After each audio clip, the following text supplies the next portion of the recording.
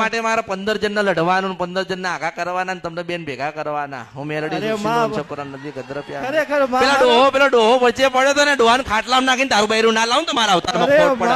હું સર્વ સફળ નથી ગદ્રપ્યા મેલડી છો.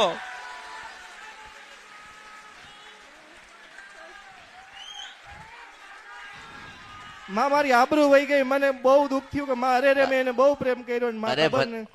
હવે મને કરજે પ્રેમ.